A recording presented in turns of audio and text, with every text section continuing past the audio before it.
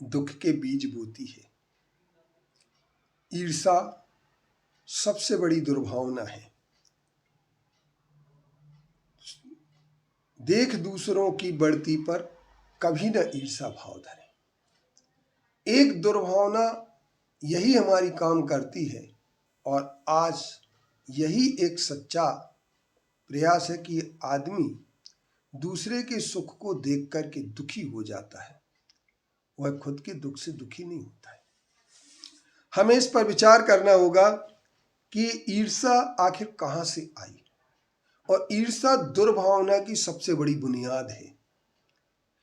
जहाँ क्रोध, अहंकार, छल और लोलुपताएं जहाँ दुर्भावना को हवा देती हैं, वहीं पर दुर्भावना के बीज को आरोपित करने वाली ईर्षा होती है।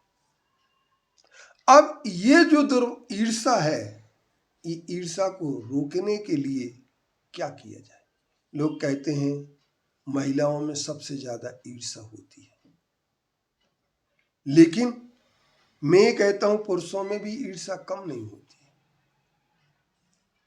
हमें ऐसी कई कहानियां मिल जाती हैं जिस कहानियों में हम एक बात समझते हैं कि ईर्षा के कारण से आग लग जाती है।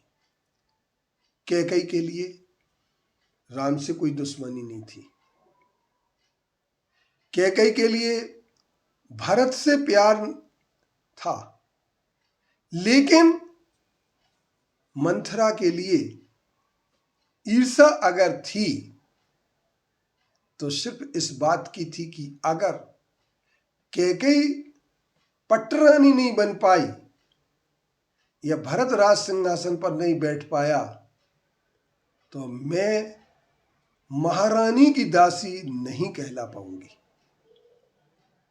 मैं महारानी की दासी बनूं, इस बात को लेकर के मंथरा के मन में ईर्षा पैदा हुई और उस ईर्षा ने संपूर्ण दशरथ के परिवार को तहस नहस कर दिया। रामचंद्र जी को वनवास होना कोई ज्यादा बड़ी बात नहीं थी, लेकिन परिणाम किस बात का था? कैकेयी के मन में कोई दुर्भावना नहीं थी, वो राम को अपना सबसे प्यारा पुत्र मानती थी। लेकिन जब ये दुर्भावना की ईर्षा की आग जब धधक उठी हो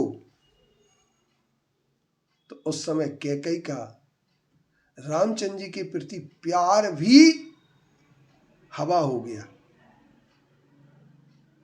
जिस रामचंद्र जी से अतुल प्यार करने वाली कैकेयी ये भूल गई कि मैं रामचंद्र जी को वनवास की बात कर रही हूं।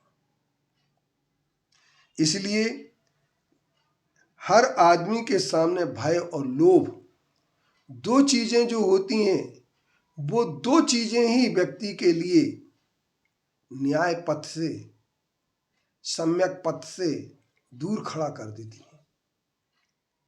और यही परिणाम सामने जब आता है तो आदमी उस दुर्भावना की आग में जलता रहता है।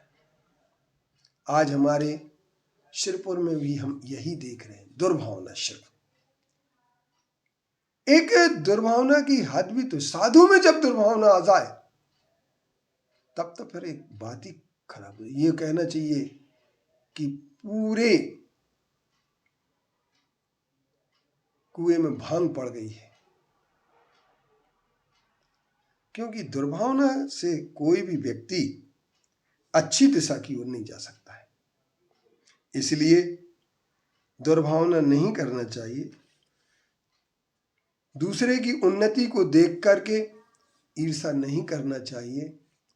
हम तीतरपंदी करते हैं, ये तीतरपंथी ग्रस्त को तो शोभा देती है पर साधु को शोभा नहीं देती।